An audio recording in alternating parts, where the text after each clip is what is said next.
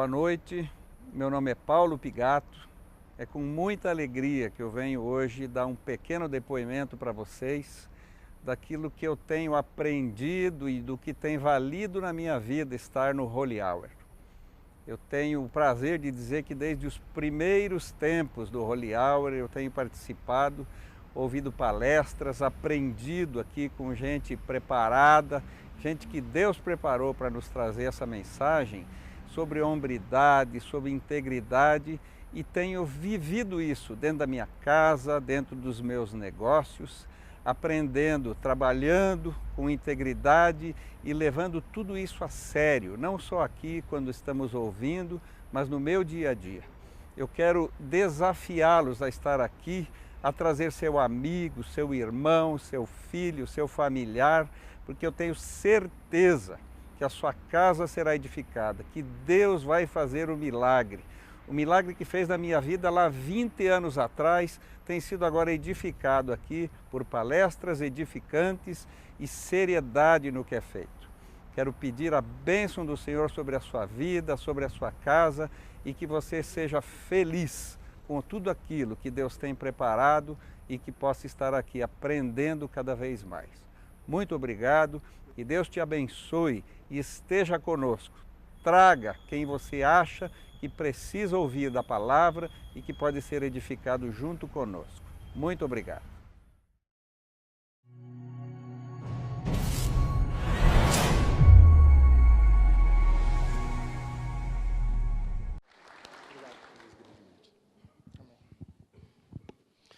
Boa noite a todos. Uma honra e uma alegria e uma responsabilidade muito grande falar para vocês novamente aqui essa noite. Agradeço ao Douglas, a organização do Holy Hour e a todos vocês que estão aqui. Tenho certeza que o conteúdo pode ser útil para você, só depende de você usá-lo. É um conteúdo inédito, mas nem por isso não quer dizer que eu não testei. Tenho testado na minha vida. Às vezes eu não consigo colocar em prática, mas sempre que eu coloco em prática ele funciona. O título da nossa preleção de hoje é O Homem Imbatível. Quem não gostaria de ser imbatível? Quem não gostaria de não conhecer a derrota, de ser invencível? Eu acho que nós temos aqui o segredo para você ser invencível na noite de hoje. Mas antes de nós passarmos para essa questão de como você se torna um homem imbatível, quero apresentar algumas pessoas para você. Algumas delas você não vai conhecer, mas outras certamente você já ouviu falar. A primeira delas, essa senhora sul-coreana da cidade de Wanju. Ela não é famosa, ela não é célebre, ela não mudou o mundo, ela não salvou vidas, ela não fez nada que você não possa fazer e que eu não possa fazer. Mas ela fez algo extraordinário, que temporariamente deixou ela famosa na internet. Hoje é fácil você ficar famoso, né? Os 15 minutos de fama. E ela teve os 15 minutos de fama dela, por um único motivo. E ela está exibindo o motivo aí na foto, né?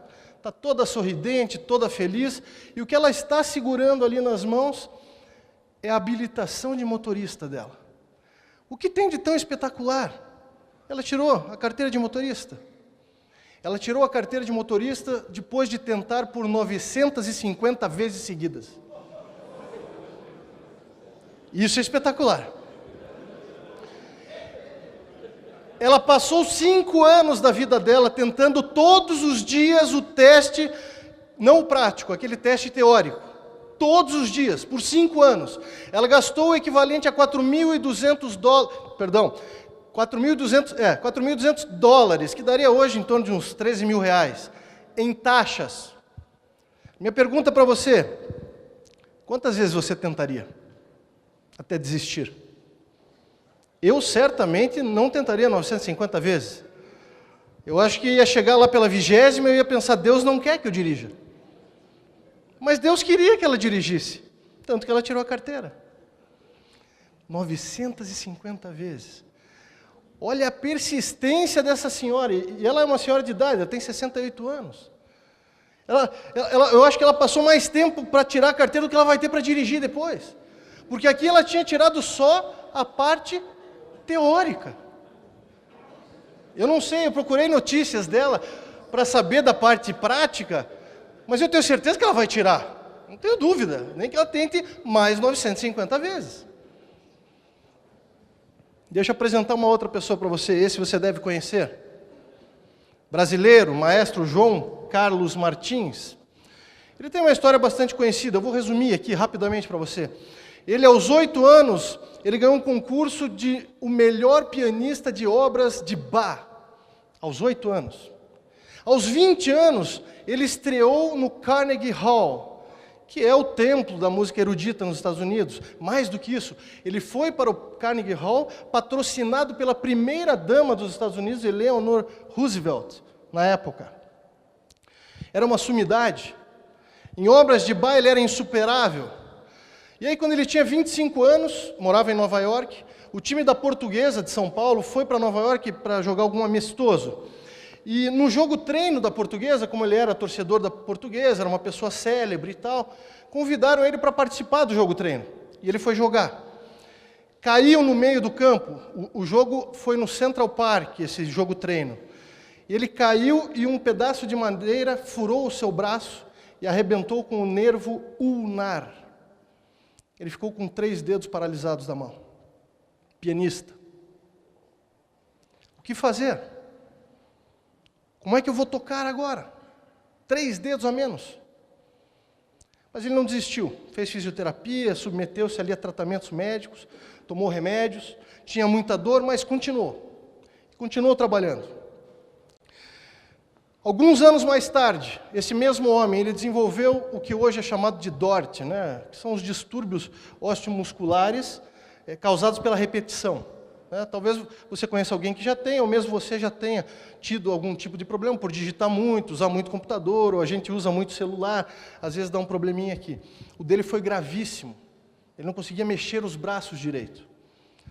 Tentou e voltou. Continuou exercendo sua profissão com excelência. Em 1990 ele foi assaltado na Bulgária, na cidade de Sófia. Nesse assalto, ele levou uma pancada com uma barra de ferro na cabeça, paralisou o braço direito inteiro. Ficou com distúrbios na fala. Como é que eu vou tocar piano agora? Eu, nessas alturas, já teria desistido. Mas não ele. Ele ama muito o que faz. Ele quer trabalhar com música, custe o que custar. Começou a tocar apenas com a mão esquerda. Aprendeu a tocar todas as obras de Bach com a mão esquerda. Gravou CDs de todas as obras de Bach com a mão esquerda. Fazia concertos no mundo inteiro apenas com a mão esquerda. Esse é João Carlos Martins. Mas você acha que a vida dele ficou por aí? Não. Ele teve um outro problema. Ele tinha só a mão esquerda para tocar.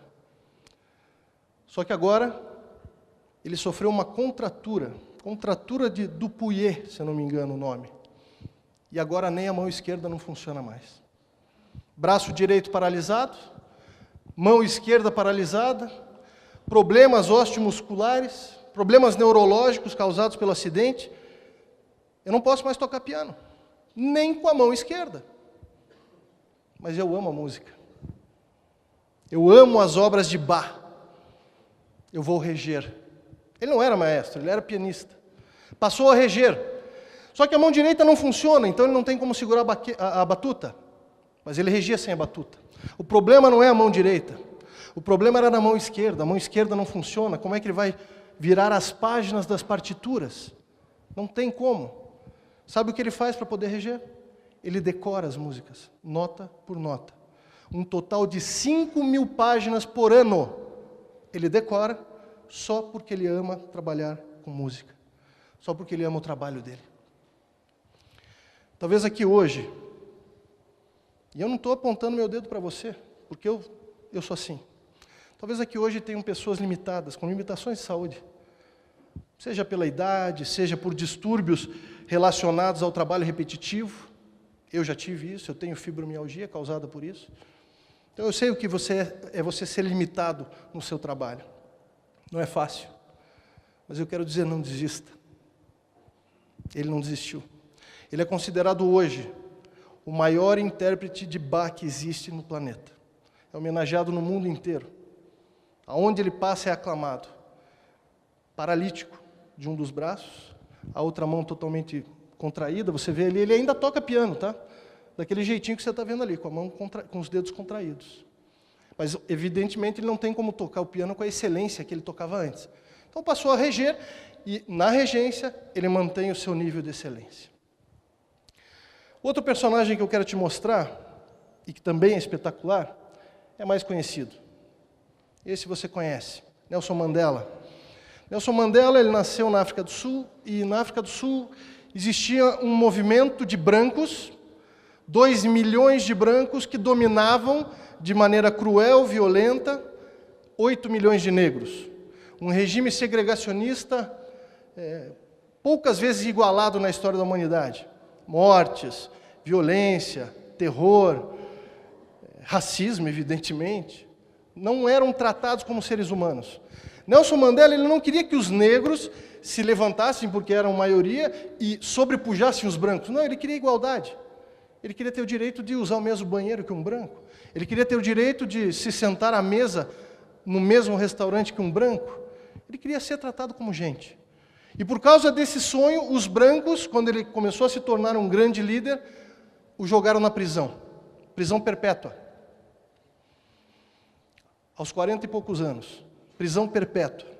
Jogado em Robben Island, uma célula de 2,5 metros por 2,10 metros. Por toda a vida, sem esperança de sair. Uma pessoa normal, uma pessoa com carro ali, em troca de dinheiro, em troca de favores, enfim, uma pessoa comum buscaria se adaptar àquela situação, mas não Nelson Mandela. Ele pegou a única coisa que ele tinha, porque agora ele não tinha mais família, ele não tinha mais casa, ele não tinha mais direitos, ele era propriedade do Estado, ele estava preso. Ele só tinha uma coisa: tempo. Muito tempo, bastante tempo livre. E ele pegou esse tempo livre para se especializar. Ele se especializou em direito internacional. Ele se especializou em direito civis de países que também viviam regimes segregacionistas. Ele se especializou nos inimigos dele, nos brancos. Ele aprendeu a falar africâner, que era a língua dos brancos da África do Sul. Ele não desistiu nunca do seu sonho. Ele continuava com aquele sonho. Eu quero ser tratado como gente. Eu quero que todos os negros da África do Sul sejam tratados como gente. Era um sonho que podia mudar o mundo. E esse homem começou a escrever cartas de dentro da prisão. Ele começou a mandar mensagens para o mundo todo, através das cartas que ele mandava pela sua esposa, pelos seus amigos, e ele começou a fazer barulho. Um presidiário, um prisioneiro. Ele fez tanto barulho que agora as grandes nações, Estados Unidos, Grã-Bretanha, Israel, a ONU, começam a fazer pressão para a África do Sul soltar Nelson Mandela. Soltem esse cara. Ele é um símbolo da liberdade, ele é um símbolo contra o racismo. Ele é isso, ele é um ícone, ele é um mito, ele é uma lenda. Soltem Mandela. E o seu povo se levantou e soltem Mandela, e soltem Mandela. Em 1990 ele foi solto. Em 1993, esse homem foi eleito presidente da África do Sul. Da prisão para a presidência. Porque ele nunca desistiu. A minha pergunta para você essa noite é: o que é que faz pessoas aparentemente comuns? Veja, nós estamos falando de uma senhora de 68 anos, tá? Tem vários outros exemplos, bíblicos inclusive. Nós estamos falando de um homem que nasceu com tudo a seu favor, foi bem nascido, um maestro, nasceu em família abastada, teve tudo do bom e do melhor, só que de repente sua vida virou do avesso. Tudo deu errado. Acidente no futebol, assalto, contratura, problemas musculares, problemas neurológicos. Ele podia ter desistido. Nós estamos falando de um negro na África do Sul. Ele não era considerado gente onde ele vivia. Pessoas que nunca desistiram. O que faz uma pessoa nunca desistir? Tem uma palavra que está até meio batida, eu não gosto de usar muito essa palavra, mas hoje nós vamos falar bastante dela. Resiliência. Resiliência tem sido usado muito em livros de autoajuda, tem sido usado muito em palestras, Mas ela tem um sentido interessante, sabe? Ela veio, se você é físico ou é engenheiro, talvez você saiba disso. Resiliência é uma palavra que veio emprestada da ciência dos materiais. E significa a capacidade de um material voltar ao seu estado normal após sofrer tensão. Pegou-se isso e trouxe para o cotidiano das pessoas. E hoje, resiliência você encontra nos dicionários com esse sentido. Elasticidade, poder de recuperação, superação, resistência. Tudo o que nós vimos na vida daquelas 3 pessoas que citamos aqui. Mas tem mais, em gestão, em administração, resiliência é a capacidade concreta de retornar ao estado natural de excelência, superando uma situação crítica. Bacana essas teorias, a definição ali da mecânica, a definição aqui administrativa da coisa, mas a que eu gosto mesmo é a que vai no popular. Resiliência é o quanto você aguenta apanhar da vida. Quanto de porrada você aguenta levar e continua tentando.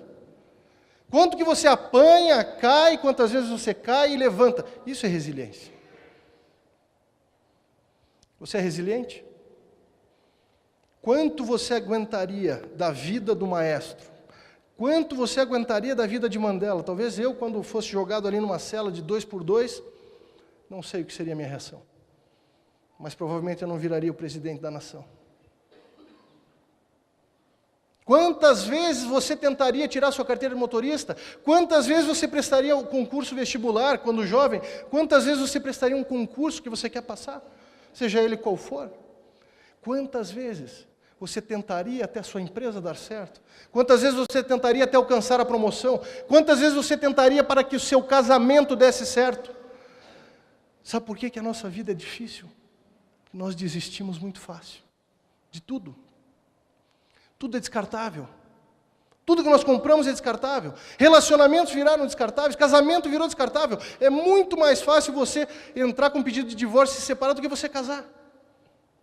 Tudo é fácil. Não deu certo, joga fora, desiste, vai em frente. Resiliência, é por isso que essa palavra está tão em voga ultimamente. Porque as pessoas simplesmente não são resilientes. Elas desistem. Normalmente, na primeira tentativa que não dá certo, já desistem. Na segunda, terceira, se o cara for muito resiliente, na quinta. Nós precisamos de mais pessoas com o espírito daquela mulher de 68 anos, que tentou 950 vezes para tirar sua carteira de motorista. A primeira fase da carteira de motorista. Resiliência é algo que você só consegue sofrendo. Você não consegue virar resiliente quando está tudo um mar de rosas na tua vida, quando a tua vida vai bem, quando você não tem desafios, quando no seu emprego ou na sua empresa tudo dá certo. Você não vai ser resiliente assim. Então eu costumo dizer, quando eu falo de resiliência lá na igreja, onde eu frequento, não ore por uma vida fácil. Ore por força para enfrentar uma vida difícil. Porque resiliência é uma das características dos vencedores. Não tem como você ser um vencedor sem ser resiliente. Ou você acha que alguém conseguiu sucesso na vida na primeira vez. Você acha que um presidente da república chegou lá na primeira eleição que ele disputou. Você acha que o dono da sua empresa conseguiu sucesso na primeira tentativa dele?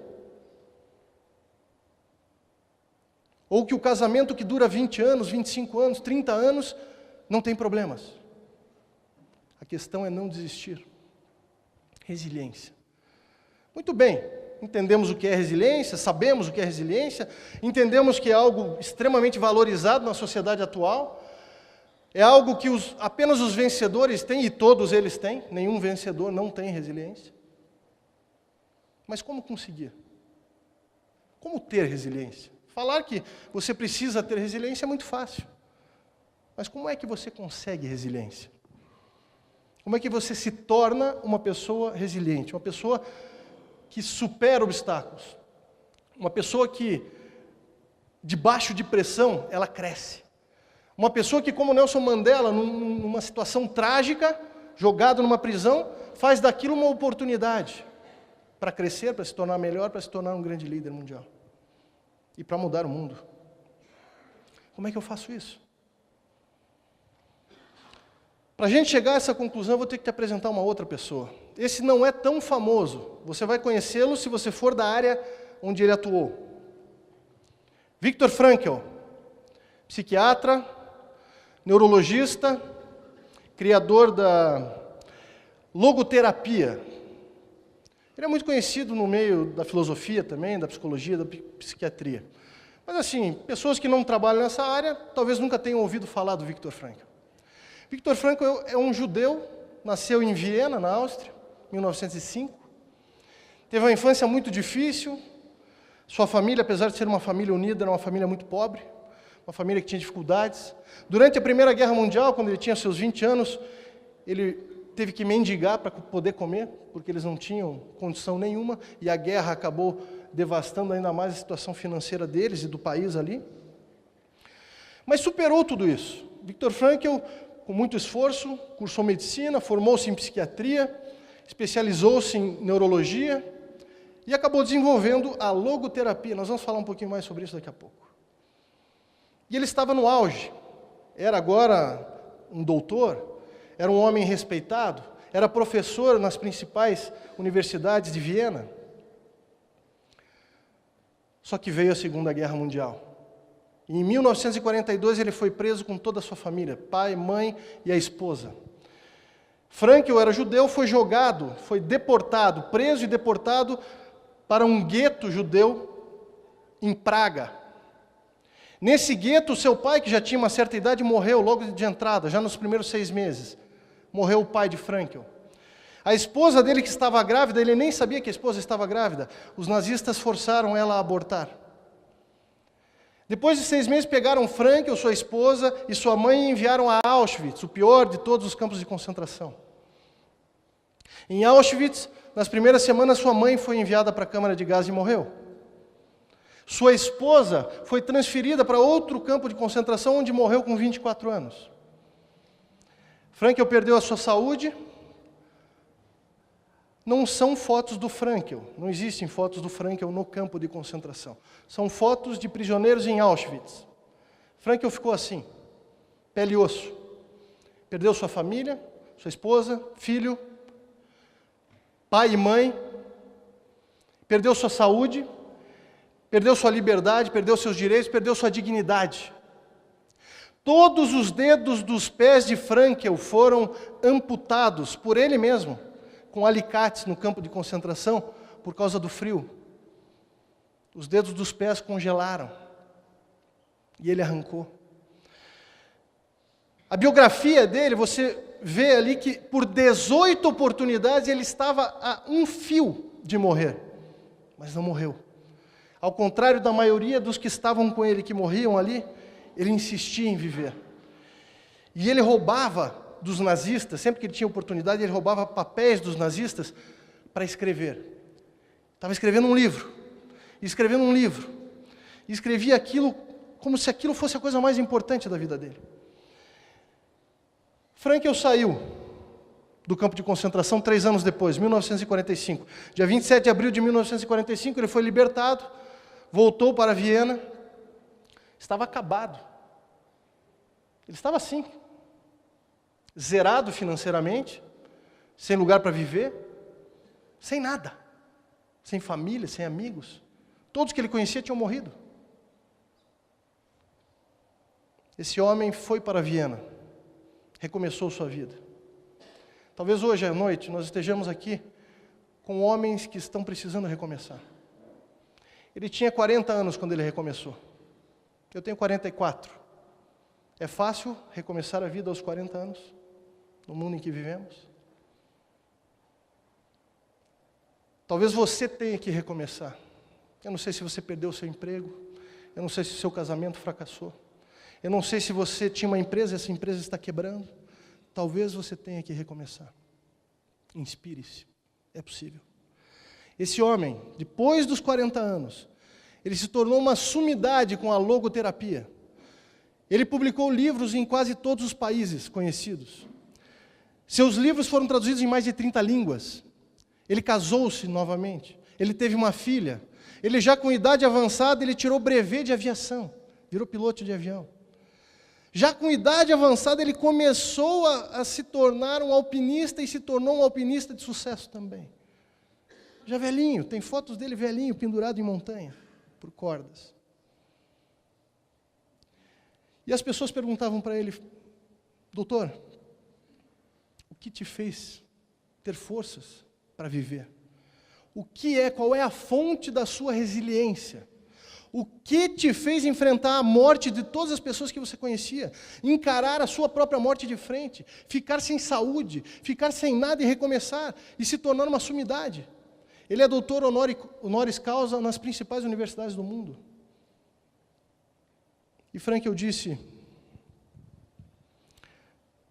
eu tinha um propósito. Eu vou repetir. Eu tinha um propósito. Ele não tinha mais nada. Ele só tinha um propósito. O propósito dele, e ele diz isso na sua biografia, quando ele estava no campo de concentração nos piores momentos, quando ele pegou doenças que seus amigos todos morriam e ele insistia e resistia, quando ele passava pelos piores momentos, ele falava: tinha uma coisa que me mantinha à vontade de viver. Eu me imaginava, na minha mente, eu imaginava que assim que terminasse essa guerra, eu estaria palestrando para milhares e milhares de pessoas ao redor do mundo, falando da logoterapia. A logoterapia, que é o que ele havia criado antes da guerra, ela fala da busca humana pelo propósito. Ela fala da busca humana por sentido na vida. Veja, é um assunto muito interessante. Ele tem pelo menos 2 livros bem famosos, tá? O Viktor Frankl. Estude, porque isso muda a tua vida. Esse homem, ele sobreviveu por causa de um propósito. Tiraram tudo que ele tinha, família inclusive. Talvez eu não aguentasse se tirassem a minha família, minha filha, minha esposa. Mas ele aguentou. Ele tinha um propósito. E o propósito dele era esse: eu encontrei o significado da minha vida ajudando os outros a encontrarem o sentido das suas vidas. Ele fazia isso no campo de concentração, com as pessoas que estavam morrendo lá dele. Você tem que ter um propósito. Você tem que ter um sentido, porque senão realmente o cara desiste num campo de concentração. Perdeu tudo. Por que eu quero continuar? Tem que ter propósito. A logoterapia fala exatamente dessa busca por propósito. E quando ele esteve no campo de concentração, ele pensava: bom, agora é o momento de eu provar para mim mesmo que eu sou ou uma farsa, porque tudo que eu preguei lá fora, se não valer para mim, eu sou uma farsa, ou provar que tudo que eu falei lá fora, na minha teoria, na minha defesa de tese, faz sentido e é verdadeiro. E ele provou. As perguntas que você tem que fazer para você mesmo. Na verdade, é uma pergunta só, eu coloquei ela de 3 maneiras diferentes. Você não vai fazer isso agora, naturalmente, é algo que você tem que pensar, é algo que você precisa refletir, meditar, orar. Mas essas são as perguntas. Ou, na verdade, essa é a pergunta mais importante que você tem para fazer na sua vida. Não tem nenhuma outra mais importante. Qual é o meu propósito? O que me faz levantar de manhã cedo todos os dias? Qual é o combustível que me move? Eu te aconselho a fazer isso hoje à noite, não deixa para amanhã, porque você vai esquecer. Faz hoje. E coloca esse teu propósito em letras garrafais, num pedaço de papel, e põe esse pedaço de papel num lugar que você veja todos os dias. Na sua carteira, na sua mesa de trabalho, na sua mesinha de cabeceira na cama antes de dormir. Você precisa ver qual é o seu propósito todos os dias. Porque isso é a única coisa que vai te fazer seguir. É a única coisa que vai te fazer seguir em frente quando tudo estiver contra você. A vida aí fora não é um mar de rosas, você está cansado de saber disso. A vida aí fora, tem pessoas que querem te derrubar, querem puxar o teu tapete, te traem.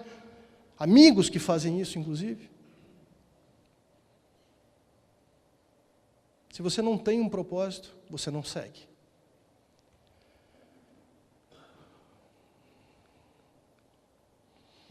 Como é que você faz para encontrar o seu propósito? Veja, numa turma aqui de mais de 200 pessoas que nós temos hoje, é impossível. A gente não poderia fazer aqui, porque isso tem que ser feito individualmente. Nós fazemos isso em sessões de coach. Mas você pode fazer isso sozinho em casa. Como é que você faz? O que eu amo fazer.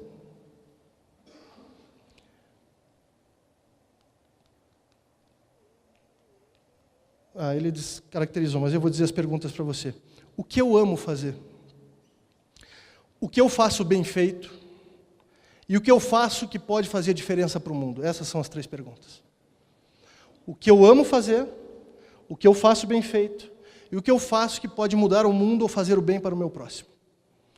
Essas são as 3 perguntas que você precisa responder para descobrir qual é o teu propósito. Porque o propósito você tem que amar, o propósito você tem que fazer bem feito, porque se não for a tua área, não vai rolar. E ele tem que ter um bem maior. Tem que fazer bem para a sociedade, para o mundo, para a ecologia, enfim. O que você pode fazer que você possa mudar o mundo? Não digo o mundo, o planeta Terra, não. Vamos falar de coisas reais e alcançáveis. O que você pode fazer para mudar a vida das pessoas do teu condomínio, do teu trabalho, da faculdade que você frequenta, que você faz mestrado, as pessoas da tua igreja, os moradores de rua da tua cidade, o que você pode fazer pelo teu próximo? É assim que você descobre qual é o teu propósito. Um propósito transforma uma pessoa comum em uma pessoa extraordinária. A velhinha, de 68 anos, não é velhinha, né? 68 anos, hoje ainda é uma jovem.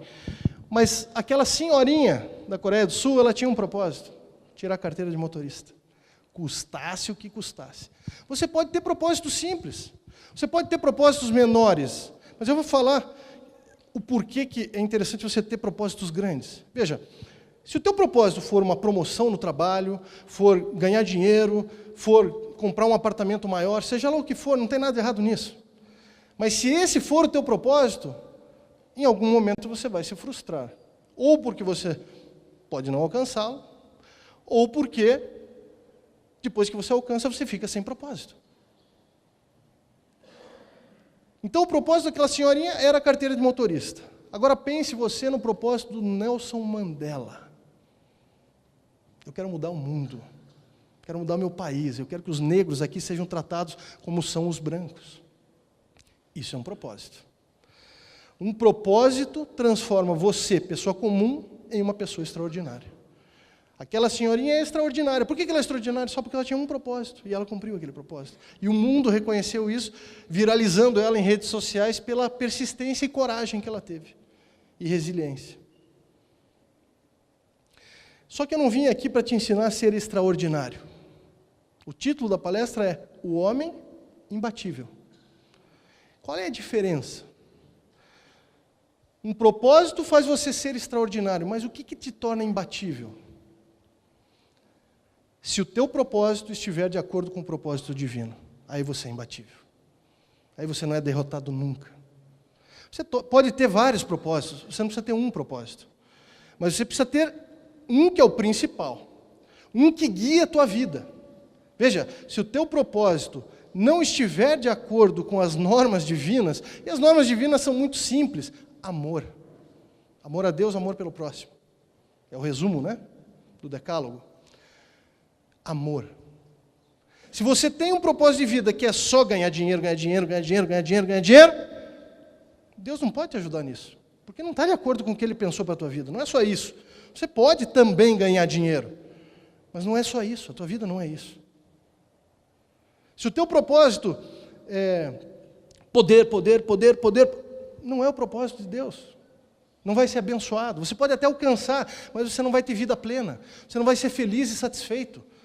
A tua vida não vai ter significado. Agora, quando o teu propósito está alinhado ao propósito divino para a tua vida, aí você é imbatível. Você é extraordinário e imbatível. Nós estamos caminhando para o final, e sempre que eu vou tratar de algum assunto nas palestras, eu busco a opinião de especialistas. Por exemplo, eu já conhecia a história do Viktor Frankl, mas como estou preparando um material, que não é só para essa palestra, um material para outras coisas que envolvem o Viktor Frankl, eu fui falar com um amigo meu que escreveu a biografia do Viktor Frankl. O TCC dele em psiquiatria foi a logoterapia e a vida de Viktor Frankl. Então eu busco a opinião de especialistas, porque eu não sou especialista no assunto. Hoje nós estamos aqui falando de propósito, resiliência e saber apanhar da vida e levantar. Aprender a apanhar é fácil, né? Todo mundo sabe apanhar da vida. Eu apanho todo dia. O duro é levantar. E para isso, eu trouxe também um especialista no assunto. E é ele que vai encerrar aqui a nossa preleção. 3 minutos no máximo, tá?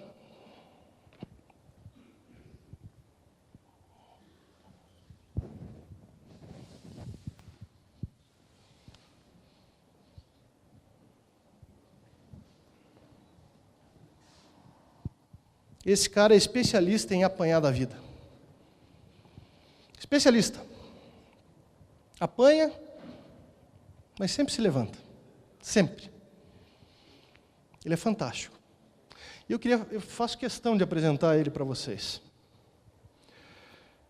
Já me acompanhou em algumas palestras que eu fiz, não desse material, sobre outros assuntos. E sempre ele é muito bem-vindo. O nome dele é você. O nome dele é você. Sabe, você é uma pessoa bem bacana. Você é uma pessoa honesta. Você é trabalhador. Você é um homem de família. Você é um homem com princípios. E exatamente por ser uma pessoa comum, você também tem problemas. Você vive sem dinheiro. Você tem problemas de saúde. Tem um patrão chato. Tem clientes exigentes. Tem concorrência desleal. Paga impostos. Sofre com a família. Tem problemas de amigos que o traem. Enfim, você é uma pessoa que apanha todos os dias. Ele sofre com o desemprego, com a crise, ele sofre com pessoas que ele ama, que morreram na sua família, e muitas vezes o que acontece é isso. Ele cai e ele não quer levantar. Muitas vezes o que acontece, e talvez já tenha acontecido com você,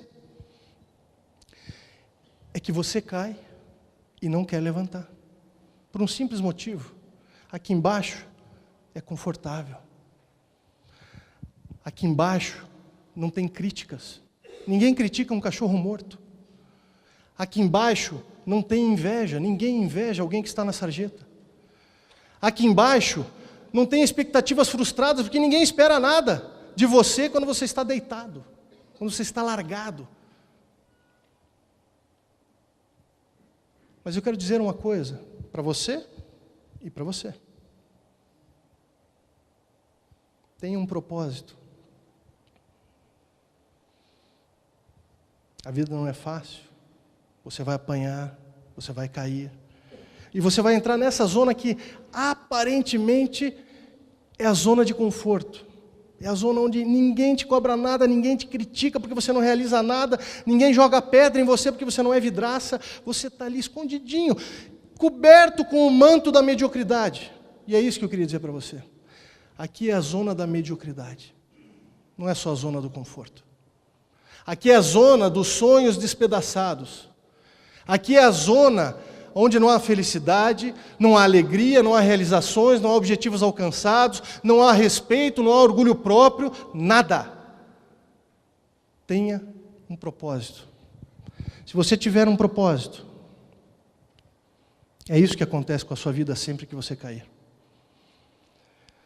Se você tiver um propósito, e esse propósito estiver alinhado com o propósito divino, não é você que vai se levantar, é o próprio Deus, com as suas mãos, as mãos que sustentam o universo, que irá te levantar. Minha oração essa noite é para que eu e vocês possamos aprender a ser homens imbatíveis. Deus os abençoe.